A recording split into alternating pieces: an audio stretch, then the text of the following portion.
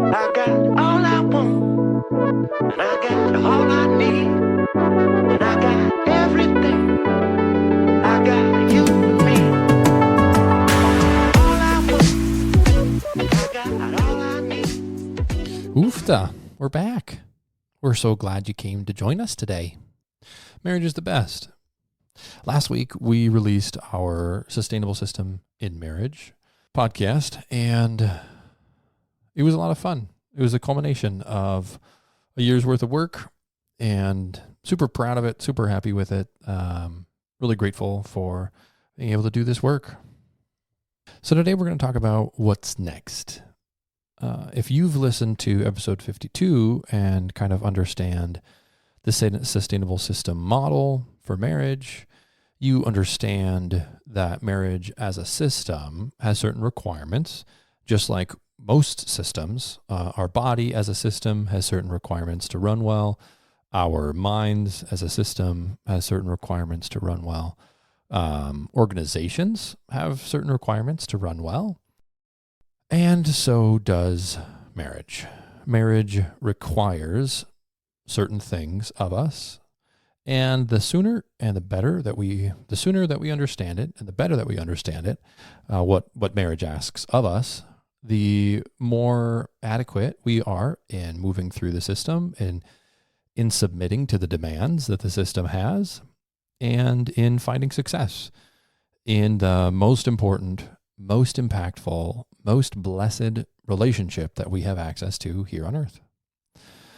And so you understand the model, you understand the requirements, you understand the investments of time, the daily, the weekly, and the yearly, and you have committed yourself to moving through your marriage, your relationship, your future relationship, your current relationship with this model in mind.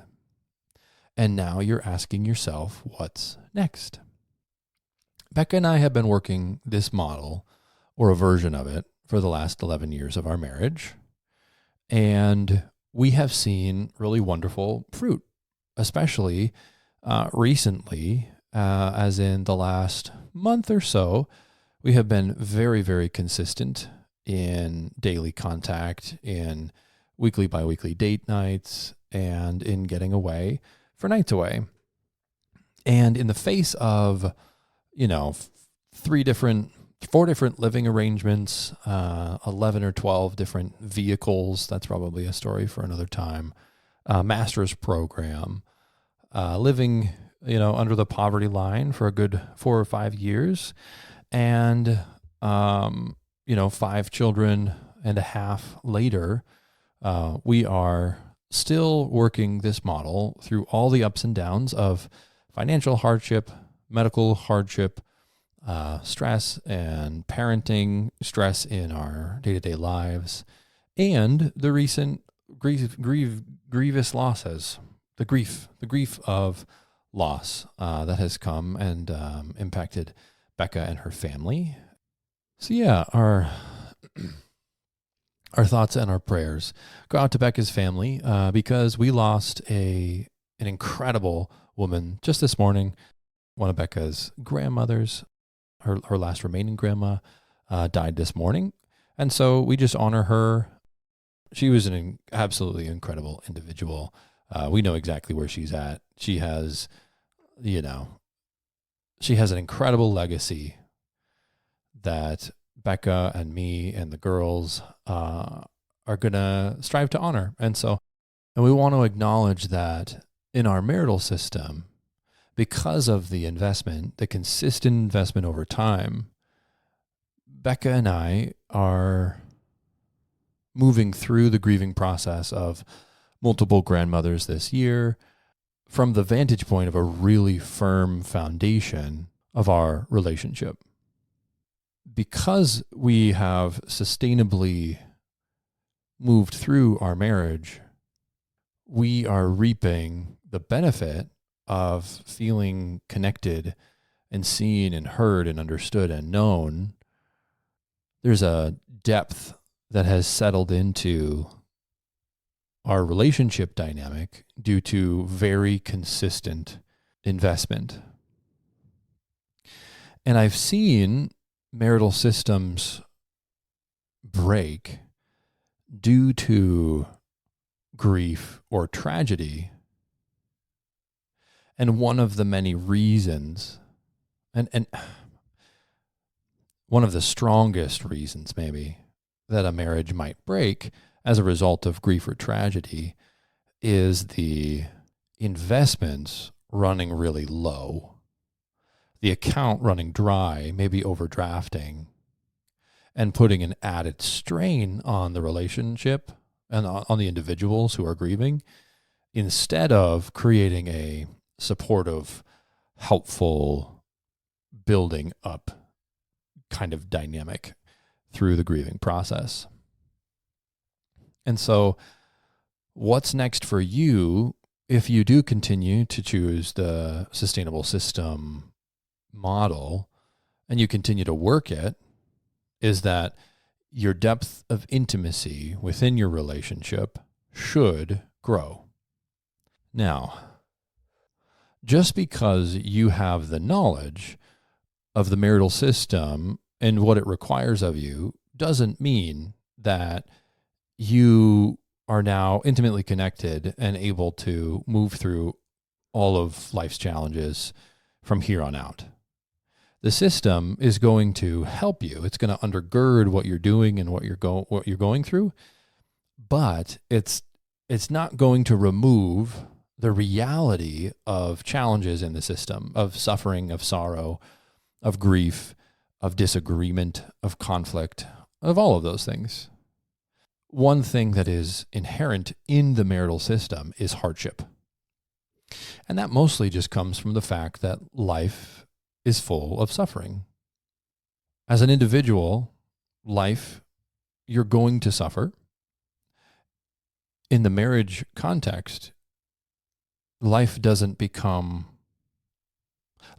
suddenly transform into blissful wonderland with no suffering, but instead, marriage represents a life partner that is able to then come alongside you and support you through life's suffering, as opposed to doing that yourself or leaning on a different kind of support system, whether it be mentors, mothers, families, fathers, siblings, etc.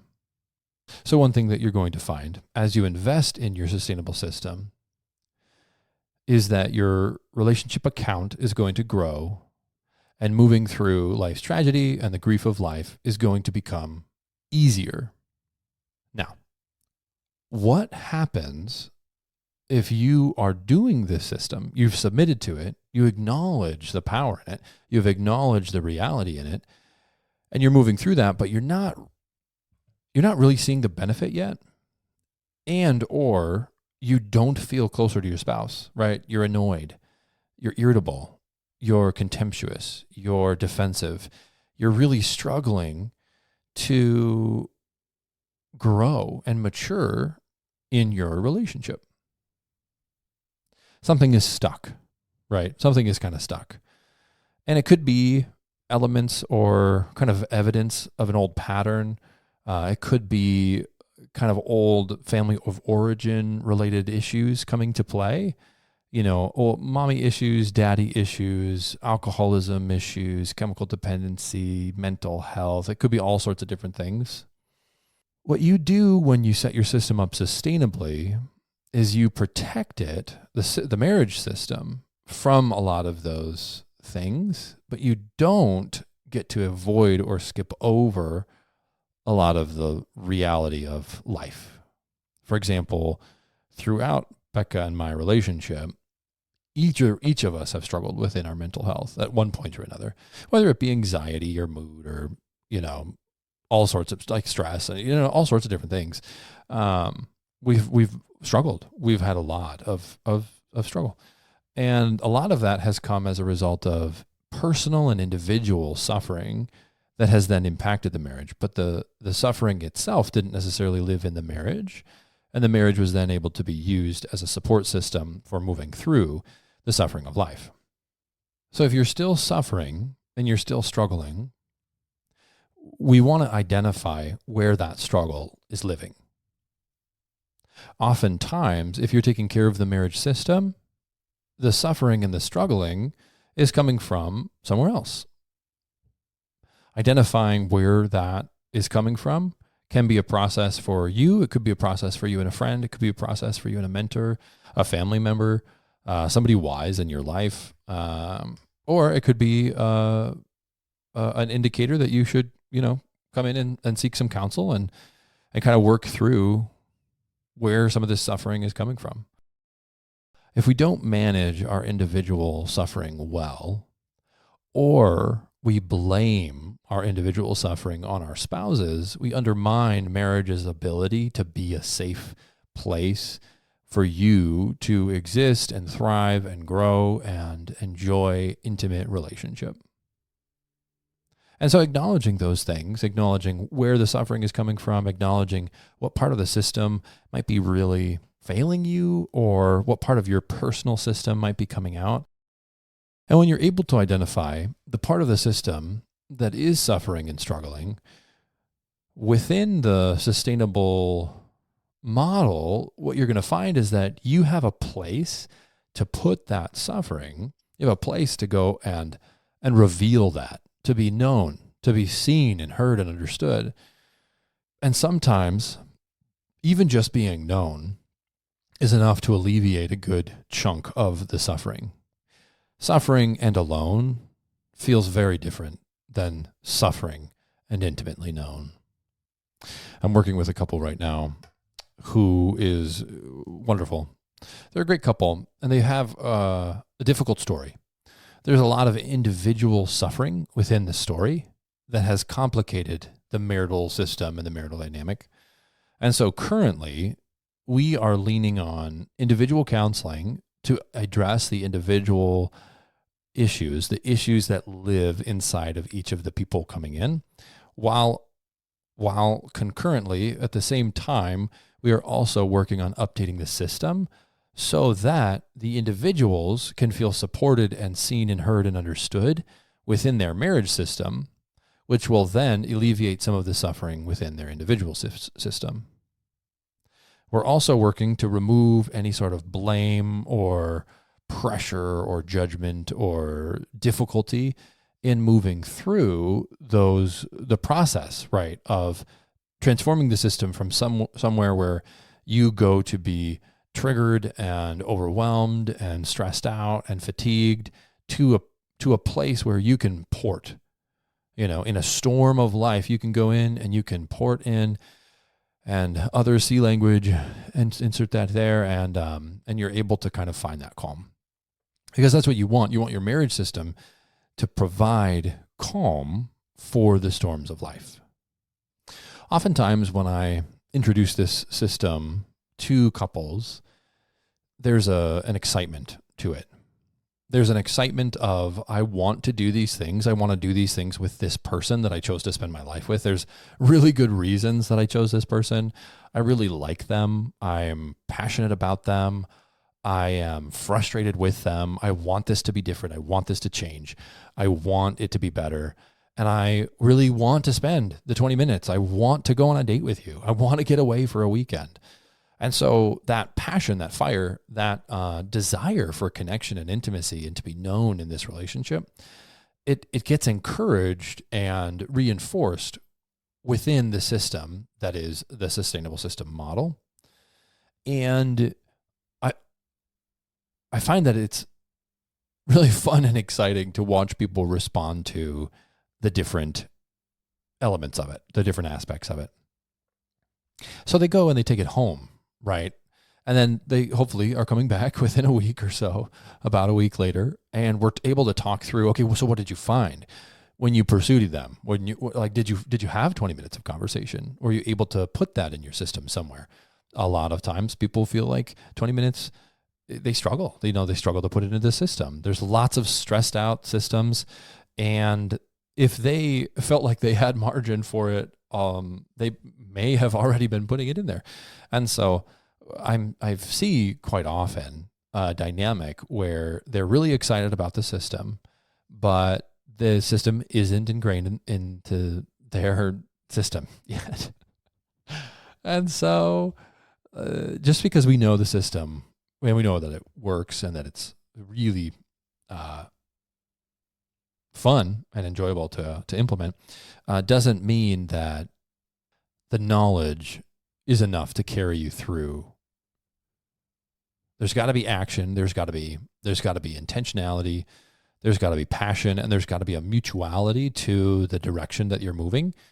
Pulling in the same direction is something I'll say often in session, where we want to get people on the same team, yoked together, right? You think of like an ox and a yoke, which is my understanding is like a board, basically tying these two people together, and they're, you want to pull in the same direction. It doesn't function very well when you're not. And so within that mindset, there's oftentimes some struggle in getting the system implemented. And then what do we find once we start implementing the system? Okay. So let's imagine that you're struggling to implement the system. Okay. What I like to tell couples is that these systems change slowly and gradually over time. If you've ever heard of atomic habits and the ideas surrounding how systems change slowly and gently over time, you'll be able to recognize that almost all human systems take time, effort, intentionality, and small growth steps gradually over time that are consistent in order to really to experience lasting change. It's kind of like Jim Gaffigan's sketch on working out, right? It's like I go work out one time at the gym, and then I feel so good, and I'm just like, I'm going to work out every day. And then the next day you're like, well, my muscles need to breathe a little. I'm going to work out every other day. And then you never go back. So that's not a sustainable model for change. And if you're so focused on getting this done and feeling intimate and changing the feeling within the relationship, you may set your expectations up to fail, to not succeed, which is a synonym. And if you do that, it might very well discourage you and your partner, and you may find out that you feel actually more disconnected than you did before you listened to this mumbo jumbo. And so we need to kind of cover the system with grace. We cover the system with compassion. We cover the system knowing that systems change slowly, gradually, gently over time. And we want to allow space and time, physical space and time, to transform the system as we obediently, submissively kind of follow the manual of the marriage. So if you are a week in, let's say, like a lot of my couples, to the system, and now you're coming back and you're like, it didn't work, Peter. What are we going to do about this? What's next? I want to tell you, slow down. It's okay. It's okay that this week was a hard week. It's okay that it was a stress week. It's okay that you didn't find any time. You are where you are. And so many people, either listening to this or coming into counseling or just across the world, are at so many different developmental stages within their relationship. You may be so angry and bitter at your spouse for something that they did or a way that they betrayed or hurt you that you're not really willing or ready to work the system yet. And that's okay. That's where you are. You may be alone in pursuing the sustainable system. You may be alone in trying to form this thing into a new thing. And based on the reality of what marriage is, it can't be updated alone. You can do your part. You can do the part that is yours, but it can't be updated alone. So if you're feeling discouraged or a little defeated, I just want to let you know that these things change really slowly over the course of a lot of time. Now, don't hear that it doesn't change, but just know if you're looking for quick changes, quick fixes, or magic, counseling and Most of the world is going to disappoint you greatly. Even the brilliant sustainable model is going to fail you, because that's just not how life runs. So cover it with grace and compassion. Understand that systems change really slowly within time and space. And just in general, very gently and graciously pursue small updates gradually over time. Don't try and rush it. Don't try and change it quickly. Don't try and change your partner. Don't try and force it or pressurize it into the system. But really gently and really slowly, see if you can't, with faithful perseverance, update your system and create a deeper sense of intimacy in your marriage. So the other thing that I often see when couples are coming back in after discovering the sustainable systems model and starting to work it and starting to try and implement it is like joy. Like I see them come in, I see them connected, I see them looking more lovingly, more energetic, more lively.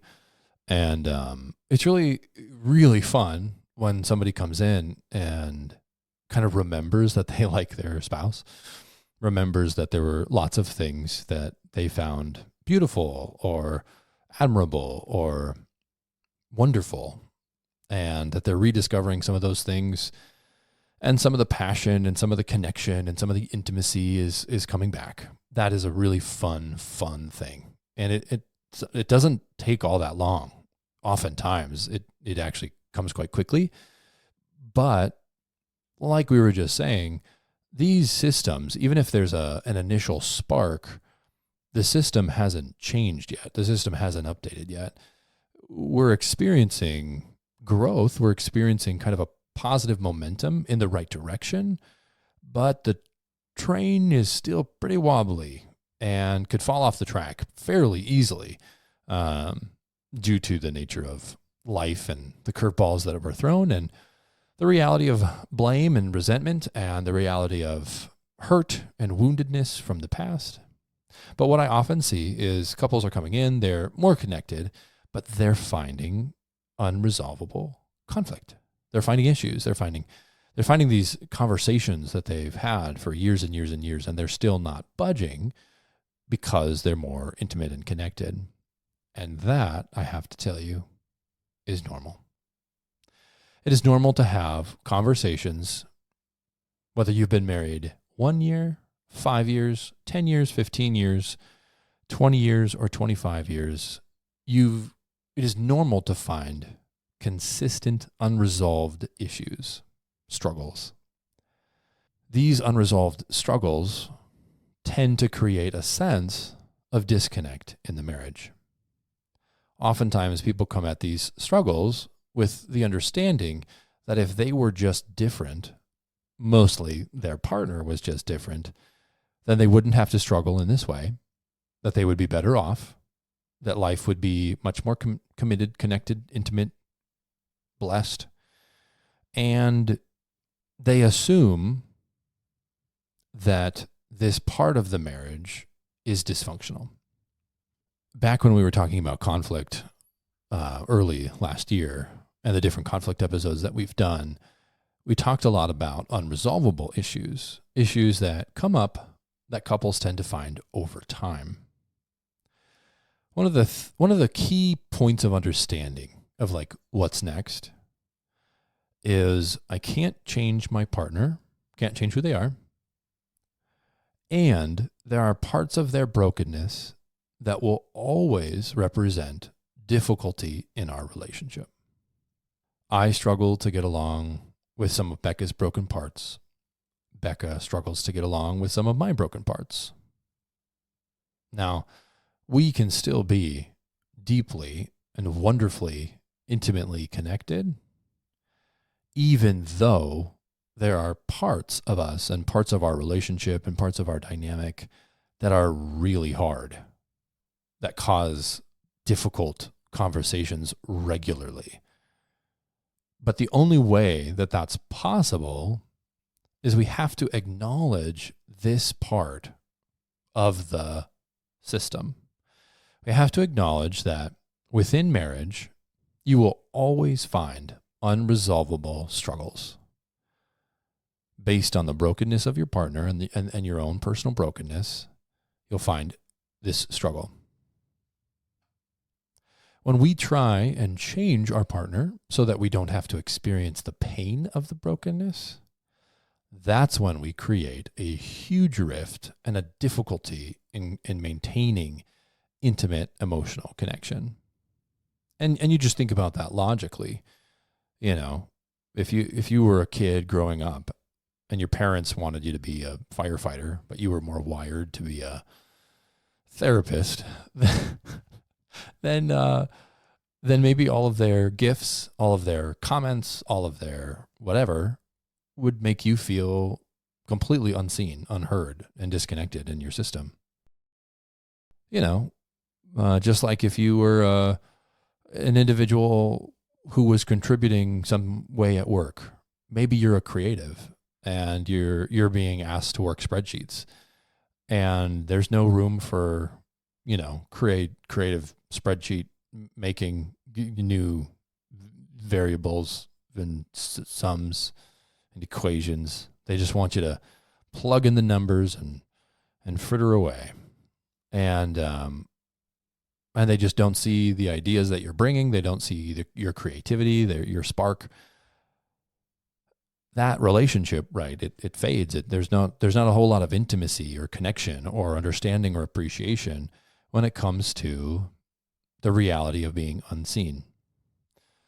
And so if you come at your partner with the idea that these unresolvable struggles are either your fault or you're to blame, or if you would just fill in the blank, if you would just be different, if you would just respond to me, if you would just be gentle when you came and talked to me, if you would just be more engaged with me, it actually reminds me of a case that I have right now of an individual who I'm very strongly encouraging to be themselves at the same time that they're very strongly being encouraged not to be themselves. And it sucks. It's really difficult because, and they're really struggling with themselves because they're chronically told that they are not enough. And maybe they should be ashamed of who they are. And it's tough. It's tough. And it's not one of my dual. So the marriage isn't the client, and so I'm not working on the marriage. I'm not working on both parts. I'm just working with the one individual, which, you know, kind of makes it more difficult to change the system. Actually, impossible. You can't change a marriage system without a marriage present. But it just represents, to me, it just represents this difficult season of I am unseen, I am unheard, I'm unknown and misunderstood. And in that context, I cannot thrive, and I just kind of shrink away. So all that to say, if you're finding that even as you implement your sustainable system together, that there is still conflict and struggle and strain in the relationship and stress, you need to know, first and foremost, that's normal. And second and foremost, your partner is just simply different from you. And the broken parts of them are not things that you can fix, but things that you need to get to know. And if you can work to see and hear and understand and know your partner's brokenness, and if they can feel accepted, and not condemned, if they can feel known without being ashamed, if they can feel understood without the demand to change, if they can feel heard without feeling criticized, and we make space for, it's such a therapeutic term, it makes me kind of sick inside, but we can make space for their brokenness.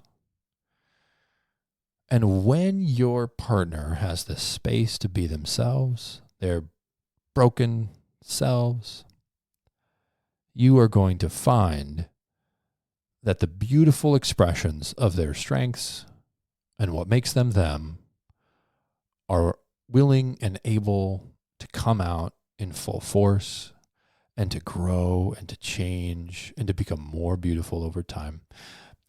Becca has become so much more beautiful to me over time because my depth of knowledge and insight and understanding and acceptance of this person and who she is has been given the room and the seeds and the watering and the feeding and the investment and the investment and the investment over time to bloom into this incredibly gorgeous cactus plant.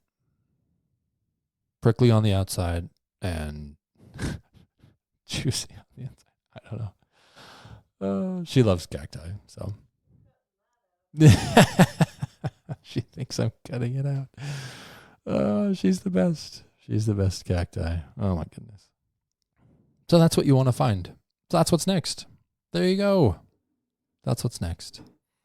Understanding the system, understanding these different things that you may find after you acknowledge the system. If you've listened this far and you haven't gone back and listened to the Sustainable System Model for Marriage, episode 52, please go and do so. It'll all make more sense if you do that. It's only 34 minutes. So,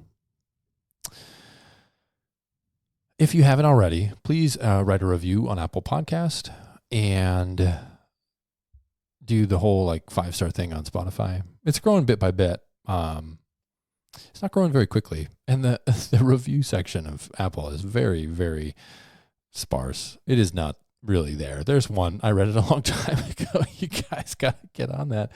You got to get out there. Come on, guys. We got to have more than one review on there. So hit the 5-star thing. Take a minute. Write something nice about how it blessed you. If I have to do a giveaway of a mug or something, I'll do a giveaway. Okay. So maybe, yeah, there you go. We actually did get an email recently that we very much appreciated. And it just talked about different things that they were appreciating about the podcast and congratulating us on hitting that year mark. I did do the math and kind of look back on it, and we're actually hitting a year next week, which is kind of funny because 52 is, obviously that's how many weeks are in a year. But I guess I did multiple episodes of during certain weeks throughout the year. There was a couple straight episodes essentially, or I missed a number, and I haven't gone back and looked to see if there's actually 52 or not, and if I just missed a number. But anyways, it could all be. It's probably all of the above. So today's episode 53, and tomorrow, next week, will be the actual official 1 year to date. 52 episodes long, but next year I think it was around November 10th or 11th. I think it was the 11th that the first episode actually released last year, which is crazy. It's crazy to think. Okay, cool. This is the end. Bye.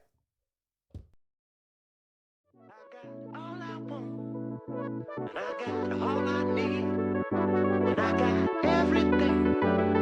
I got you and me. All I want, I got all I need. Hey, welcome back to Marriage is the Best. I think I need a new intro. It's the worst. Oh, bother. Maybe that's it. Oh, bother. Oofta. All right, let's go to the other vein. So we just talked about, this is for me. What did we just talk about? We just talked about what if you are coming at this and you are discouraged. The sustainable system model isn't working yet. And then the other one was, what if you're coming in? Oh, right. The other thing. Okay, here we go. Cool. And not condemned. Ooh. If they can feel accepted and not condemned,